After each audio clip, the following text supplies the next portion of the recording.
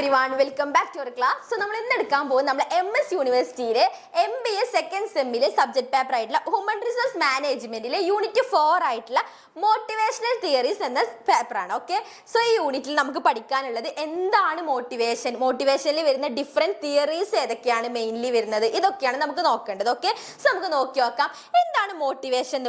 What's the meaning of motivation? Okay?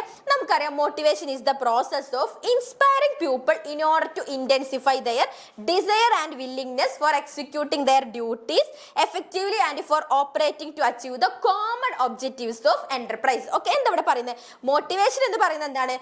People inspire ചെയ്യപ്പെടുന്നതും അതേപോലെ എന്താണ് അവർ അതിലേക്ക് നമ്മൾ നയിക്കല്ലേ. നമ്മൾ എന്ത് ചെയ്യാണ്? ഇപ്പോൾ ഒരു തളർന്നിരിക്കുന്ന ഒരാളെ നമ്മൾ ഒരുപാട് മോട്ടിവേറ്റ് ചെയ്തിട്ട് അവർക്ക് എന്ത് ചെയ്യും, പിന്നീട് എന്ത് ചെയ്യും, നല്ല രീതിയിൽ എല്ലാതും അച്ചീവ് ചെയ്യാൻ വേണ്ടി സഹായിക്കൂലേ.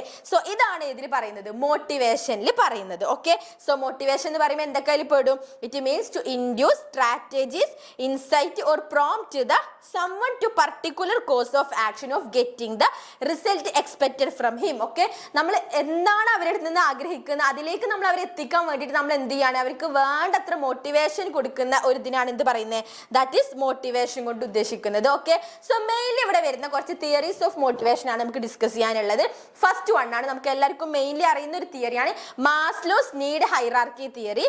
Then second one Herzberg motivation hygiene theory. And third one ആണ് McGregor's X and Y theory. And next last one ആണ് Auchi's Z theory. Okay, so first one നമുക്ക് നോക്കാം. എബ്രഹാം മാസ്ലോ ഉണ്ടാക്കിയ ഒരു തിയറി ആണ് എന്തെന്ന് പറയുന്നത്, മാസ്ലോസ് നീഡ് ഹൈറാർക്കി തിയറി എന്ന് പറയുന്നത്. ഓക്കെ, നമുക്കറിയാം ഇവിടെ എന്താണ്, ഒരു ലോവറിൽ നിന്ന് നമ്മൾ ഹയറിലേക്ക് എത്തിപ്പെടുന്ന ഒന്നാണ് എന്ത് പറയുന്നത്, മാസ്ലോസ് നീഡ് ഹൈറാർക്കി തിയറി എന്ന് പറയുന്നത്. മെയിൻലി ഇതിൽ വരുന്നത് ഫസ്റ്റ് വൺ ആയിട്ട് ഫിസിയോളജിക്കൽ നീഡാണ്. ഫിസിയോളജിക്കൽ നീഡ് പറഞ്ഞാൽ നമ്മളെ പ്രൊവൈഡ് നമ്മളെ ബേസിക് അമ്യൂണിറ്റീസിലെ നമുക്ക് ലഞ്ച്, നമ്മളെ സാലറി, അങ്ങനെയുള്ള കാര്യങ്ങളൊക്കെയാണ് ഇതിൽ വരുന്നത്. നമ്മളെ ക്ലോത്ത്സ്, ഇങ്ങനെ കാര്യങ്ങളൊക്കെയാണ് ഇതിൽ വരുന്നത്, ഫിസിയോളജിക്കൽ നീഡിൽ വരുന്നത്. സെക്കൻഡ് വൺ എന്ന് പറഞ്ഞാൽ സേഫ്റ്റി നീഡാണ് അല്ലേ. നമ്മളെ സേഫ്, നമ്മൾ എന്ത് ചെയ്യുക, ഒരു റിലേറ്റീവ് ജോബിൽ നമ്മളെ ജോബ് സെക്യൂരിറ്റി നമ്മൾ എന്ത് ചെയ്യണം, നമ്മളെ ഫ്രീഡം ഒക്കെ നമ്മൾ വരുത്തണം. ദെൻ തേർഡ് വൺ ആണ് സോഷ്യൽ നീഡ്. സോഷ്യൽ നീഡ് എന്ന് പറഞ്ഞാൽ നമുക്ക് മറ്റുള്ളവരുമായിട്ട് എന്താ ഫീലിങ്സും കാര്യങ്ങളും നമ്മൾ എന്ത് ചെയ്യണം, ഫ്രണ്ട്സും കാര്യങ്ങളൊക്കെ നമുക്ക് വേണം. നെക്സ്റ്റ് വൺ ആണ് എസ്റ്റീം നീഡ്. എസ്റ്റീം നീഡ് എന്ന് പറഞ്ഞാൽ നമ്മൾ ഒന്നുകൂടെ ഒരു പ്രസ്റ്റീജ് കാര്യങ്ങൾ, സ്റ്റാറ്റസിലേക്ക് കൂടുതൽ ഇമ്പോർട്ടൻസ് കൊടുക്കുന്ന കാര്യങ്ങളാണ് അല്ലേ. എംപ്ലോയീസിന് എന്ത് ചെയ്യണം, അപ്പോൾ ഒരു ഇതിൽ നിന്ന് ഒന്നൊന്നുകൂടെ എന്ത് ചെയ്യണം, മെച്ചപ്പെട്ട രീതിയിലേക്ക് മുന്നേറണം എന്നൊക്കെ ഉള്ള ചിന്ത വരുന്നതിനാണ് എസ്റ്റീം മോട്ടിവേഷൻ എന്ന് പറയുന്നത്. ആൻഡ് ദ ലാസ്റ്റ് വൺ ആണ് സെൽഫ് ആക്ച്വലൈസേഷൻ എന്ന് പറയുന്നത്. ഓക്കെ, നമ്മൾ എന്ത് ചെയ്യാണ്, നമുക്ക് കൂടുതൽ കാര്യങ്ങൾ, ഇപ്പൊ നമ്മളെ ഇന്നോവേഷൻസ്, ക്രിയേറ്റിവിറ്റി ഒക്കെ ഇങ്ങനെയുള്ള ലോങ് ടേം ഗോൾസിലേക്ക് അച്ചീവ് ചെയ്യപ്പെടുന്നതിനാണ് എന്ത് പറയുന്നത്, സെൽഫ് ആക്ച്വലൈസേഷൻ നീഡ് എന്ന് പറയുന്നത്. ഓക്കെ, സോ മെയിൻലി നമ്മൾ നേരത്തെ പറഞ്ഞത് മാസ്ലോസ് നീഡ് ഹൈറാർക്കി തിയറിനെ കുറിച്ചിട്ടാണ്. അതിൽ വരുന്നതാണ് physiological motivation, safety need, social need, esteem need, self actualization ഒക്കെ പറയുന്നത്. ഓക്കെ, നെക്സ്റ്റ് വൺ ആയിട്ട് വരുന്ന തിയറിയാണ് എന്ത് പറയുന്നത്, ഹെർസ്ബർഗ് ടു ഫാക്ടർ തിയറി അഥവാ ഹെർസ്ബർഗിന്റെ മോട്ടിവേഷൻ ഹൈജീൻ തിയറി എന്ന് പറയും. ഓക്കെ, എന്താണ് ഹെർസ്ബർഗിന്റെ മോട്ടിവേഷൻ ഹൈജീൻ തിയറി എന്ന് പറയുന്നത്? നമുക്കറിയുന്ന കാര്യമാണ്. ഫ്രെഡറിക് ഹെർസ്ബർഗ് എന്ന് പറഞ്ഞിട്ടുള്ള ഒരാൾ ഡിറ്റർമൈൻ ചെയ്ത് ഒരു എംപ്ലോയിന്റെ ഫാക്ടേഴ്സ് ഓഫ് വർക്ക് എൻവയോൺമെന്റ്, അയാളുടെ സാറ്റിസ്ഫിക്കേഷൻ ലെവലും ഡിസാറ്റിസ്ഫിക്കേഷൻ ലെവലും വെച്ചിട്ട് അയാൾ ഒറിജിനേറ്റ് ചെയ്ത ഒരു തിയറിയാണ് ഏതെന്ന് പറയുന്നത്, ഹെർസ്ബർഗ് മോട്ടിവേഷൻ തിയറി എന്ന് പറയുന്നത്. ഓക്കെ, 1959 അയാൾ എന്ത് ചെയ്തിട്ടുണ്ട്, ആള് മോട്ടിവേഷൻ ഓഫ് വർക്ക് എന്ന് പറഞ്ഞ ഒരു ബുക്കിൽ ഇതിനെ കുറിച്ചിട്ട് എന്തിട്ടുണ്ട്, പരാമർശിച്ചിട്ടുണ്ട്. ഓക്കെ, ഇവിടെ എന്തുണ്ട്, അയാൾ രണ്ട് തിയറി ആയിട്ടാണ് പറയുന്നത്. ഓക്കെ, എക്സ് തിയറി ഉണ്ട്, വൈ തിയറി ഉണ്ട്. ഓക്കെ, ആ തിയറി എക്സ് എന്ന് പറയുമ്പോൾ എന്താണ്, അതായത് ഇവിടെ പീപ്പിൾ എന്ന് പറയുന്ന ഒരു സൂപ്പർവിഷൻ ആളുകൾക്ക് വേണമെന്നാണ് പറയുന്നത്. ഓക്കെ, അവർ പറ്റുന്നിടത്തോളം അവരെന്ത് ചെയ്യും, വർക്ക് അവോയ്ഡ് ചെയ്യാൻ വേണ്ടി നോക്കുന്ന ആളുകളാണ്. ഓക്കെ, അതുപോലെ അവർക്ക് വരുന്ന ഉത്തരവാദിത്തങ്ങളൊക്കെ എന്ത് ചെയ്യുക, റെസ്പോൺസിബിലിറ്റി അവർ അവോയ്ഡ് ചെയ്യും. ഓക്കെ, അവർക്ക് ആകെ വേണ്ടത് എന്തിനായിരിക്കും, അതായത് only they are desire only money, അതായത് പൈസ മാത്രം ആഗ്രഹിക്കുന്ന ഒരു കൂട്ടം ആളുകളാണ് ഇവിടെ പറയുന്നത്. ഓക്കെ, ദെൻ എന്താണ് തിയറി വൈയിൽ പറയുന്നത്? തിയറി വൈയിൽ പറയുമ്പോൾ അവർക്ക് എപ്പോഴും എന്താണ്, ഒരു വർക്കിൽ ഒരു ഇൻഡിപെൻഡൻസ് ആവാൻ വേണ്ടിയിട്ട് ആഗ്രഹിക്കുന്ന ആളുകളാണ്. റെസ്പോൺസിബിലിറ്റീസിനെ കുറിച്ചിട്ട് അവർക്കൊരു ബോധം ഉണ്ടാകും. അതേപോലെ അവരെപ്പോഴും എന്താണ്, സെൽഫ് ഫുൾഫിൽമെന്റിനോട് മോട്ടിവേറ്റഡ് ആയിട്ടുള്ള ആളുകളായിരിക്കും. ഓക്കെ, അവർക്ക് വർക്ക് ചെയ്യണം എന്നുള്ളൊരു ആഗ്രഹമുള്ള ആളുകളായിരിക്കും ഏതിൽ വരിക, തിയറി വൈയിൽ പറയുന്നത്.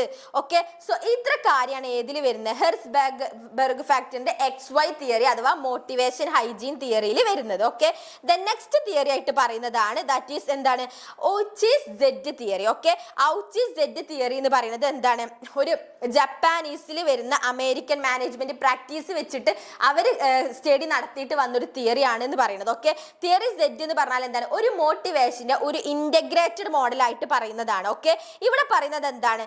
അതായത് ഇവിടെ 3 മേജർ ഫീച്ചേഴ്സ് ആയിട്ടാണ് പറയുന്നത്. ഒരു വർക്കിൽ എന്തൊക്കെ വേണം? ട്രസ്റ്റ് വേണം, സബ്റ്റലി വേണം, ഇന്റിമസി വേണം. ഓക്കെ, ഇങ്ങനെയുള്ള ഒരു ഹ്യൂമാനിസം നീഡിന് ഇമ്പോർട്ടൻസ് വെച്ചിട്ട് വന്ന ഒരു തിയറിയാണ് ഏതെന്ന് പറയുന്നത് ഔച്ചി സെഡ് തിയറി കൊണ്ട് ഉദ്ദേശിക്കുന്നത്. ഓക്കെ, സോ ഇത്രയും കാര്യങ്ങളാണ് നമ്മൾ മോട്ടിവേഷൻ തിയറിയിൽ മെയിൻ ആയിട്ട് വരുന്നത്. നമ്മൾ മാസ്ലോസ് നീഡ് ഹൈറാർക്കി തിയറി പഠിച്ചു, ഹെർസ്ബർഗിന്റെ 2 ഫാക്ടർ തിയറി നമ്മൾ പഠിച്ചു, ഔച്ചി സെഡ് തിയറി നമ്മൾ പഠിച്ചു. ഓക്കെ, ദെൻ നെക്സ്റ്റ് നമുക്ക് ഇതിൽ വരുന്നതാണ് പാർട്ടിസിപ്പേറ്റീവ് മാനേജ്മെന്റ്. ഓക്കെ, എന്താണ് പാർട്ടിസിപ്പേറ്റീവ് മാനേജ്മെന്റ് എന്ന് പറഞ്ഞാൽ? പാർട്ടിസിപ്പേറ്റീവ് മാനേജ്മെന്റ് എന്ന് പറഞ്ഞാൽ നമ്മൾ എന്ത് ചെയ്യുക? എംപ്ലോയീസിനെ എംപവർ ചെയ്യാനുള്ള ഒരു മെത്തേഡാണ് ഏതിൽ വരുന്നത്? പാർട്ടിസിപ്പേറ്റീവ് മാനേജ്മെന്റിൽ വരുന്നത്. ഓക്കെ, ഇവിടെ എന്താ കൂടുതലും അവർ ചെയ്യുന്നത്? They are involve the decisions. Okay, they involve the decision that affect their work in the organization. Okay, അവരൊരു കൊളാബറേഷൻ മെത്തേഡിലൂടെയാണ് ഇതിലൂടെ പോവുക അല്ലെ. ഒരു 2-way കമ്മ്യൂണിക്കേഷന് കാര്യങ്ങൾ മാനേജേഴ്സ് വർക്കേഴ്സ് ഒക്കെ ആയിട്ട് ഒരുമിച്ച് കൂടിയിട്ടില്ല ആ ഒരു രീതിയിലാണ് ഏത് പോണത്? ദാറ്റ് ഈസ് ഏത് പറഞ്ഞത്? പാർട്ടിസിപ്പേറ്റീവ് മാനേജ്മെന്റ് തിയറിയിൽ പോകുന്നത്. ഓക്കെ, നമുക്ക് ഏതൊക്കെയാണ് കുറച്ച് പാർട്ടിസിപ്പേറ്റീവ് മാനേജ്മെന്റ് ടൈപ്സ് നോക്കാം. ഫസ്റ്റ് വൺ ഇൻഫോർമേഷൻ ഷെയറിംഗ് ആണ്. നമുക്കറിയാം നമ്മളെ റെലവെന്റ് ഇൻഫോർമേഷൻസും കാര്യങ്ങളൊക്കെ നമ്മൾ എന്ത് ചെയ്യും? അങ്ങോട്ട് ഇൻഫോം ചെയ്യും. അതുപോലെ നമുക്ക് അവരുടെ നിന്ന് ഇങ്ങോട്ടും കിട്ടാറുണ്ട് അല്ലേ. പിന്നെ നമ്മൾ കൺസൾട്ടേഷൻ കൊടുക്കും. അതായത് മാനേജേഴ്സ് എപ്പോഴും എന്ത് ചെയ്യും? അവരെ വർക്കേഴ്സിനെ കാര്യങ്ങളിലൊക്കെ കൺസൾട്ട് ചെയ്യും, അവർക്ക് സജഷൻ കൊടുക്കും, കാര്യങ്ങളൊക്കെ കൊടുക്കും. ഓക്കെ, പിന്നെ പറയുന്ന ഒരു ജോയിന്റ് ഡിസിഷൻ മേക്കിംഗ്. അതായത് എന്താ? 2 പേരും കൂടെ കൂടിയിട്ട് ഒരു ഡിസിഷൻ മേക്കിംഗ് പ്രോസസ്സ് നടത്തപ്പെടുന്നുണ്ട് അല്ലേ. ഒരു മ്യൂച്വൽ എഗ്രിമെന്റോട് കൂടിയിട്ട് നടത്തപ്പെടുന്നതിനാണ് എന്ത് പറയുന്നത്? ജോയിന്റ് ഡിസിഷൻ മേക്കിംഗ് എന്ന് പറയുന്നത്. പിന്നെ ഡെലഗേറ്റഡ് ഡിസിഷൻ മേക്കിംഗ് ആണല്ലേ. ഡെലഗേറ്റ് എന്ന് പറഞ്ഞാൽ ഇപ്പൊ ഓരോ സബ്ജക്റ്റ് ഓരോരുത്തർക്കായിട്ട് നമ്മൾ വീതിച്ച് കൊടുത്തിട്ട് ചെയ്യുന്നതിനാണ് ഡെലഗേറ്റഡ് ഡിസിഷൻ മേക്കിംഗ് എന്ന് പറയുന്നത്. ഓക്കെ, സോ ഇതാണ് ഇതിൽ വരുന്നത്. ഇനി നമുക്ക് എന്തൊക്കെയാണ് അതിന്റെ ബെനിഫിറ്റ്സ് നോക്കാം. ബെനിഫിറ്റ്സ് ചെറിയ കാര്യങ്ങളാണ് ഇവിടെ പറയുന്നത്. ബെനിഫിറ്റ്സ് വരുന്നത് എന്താണ്? ദേ ഓഫർ സെവറൽ ബെനിഫിറ്റ്സിലെ ഓർഗനൈസേഷൻ എംപ്ലോയീസിന് ബെനിഫിറ്റ്സ് കൊടുക്കാറുണ്ട്. അതേപോലെ എംപ്ലോയീസിനെ എൻകറേജ് ചെയ്യിക്കാറുണ്ട് അല്ലേ. അതായത് എങ്ങനെയൊക്കെയാണ് അവർ ഐഡിയാസ് അവരെങ്ങനെ കൊളാബറേറ്റ് ചെയ്യും, ഇങ്ങനെയുള്ള കാര്യങ്ങളൊക്കെ. പിന്നെ എന്താണ്? ഡിസിഷൻ മേക്കിങ്ങിൽ എന്ത് ചെയ്യും? ഇത് ഹെൽപ്ഫുൾ ആവും എന്ന് പറയുന്നുണ്ട്. പിന്നെ എംപ്ലോയീസിന്റെ ഇത് വാല്യൂ ചെയ്യുന്നുണ്ട് അവരെന്ന് പറയുന്നത്. അതേപോലെ ഇതൊരു പോസിറ്റീവ് ഇമ്പാക്ട് എന്ത് ചെയ്യും? വർക്കേഴ്സിന് കൊണ്ടുവരുന്നുണ്ട്. ഇതുപോലെ ഓപ്പൺ ആൻഡ് 2-way കമ്മ്യൂണിക്കേഷന് പോസിബിൾ ആക്കുന്നുണ്ട്. ഓക്കെ, ഇത്ര കാര്യങ്ങളാണ് ഏതിൽ വരുന്നത്?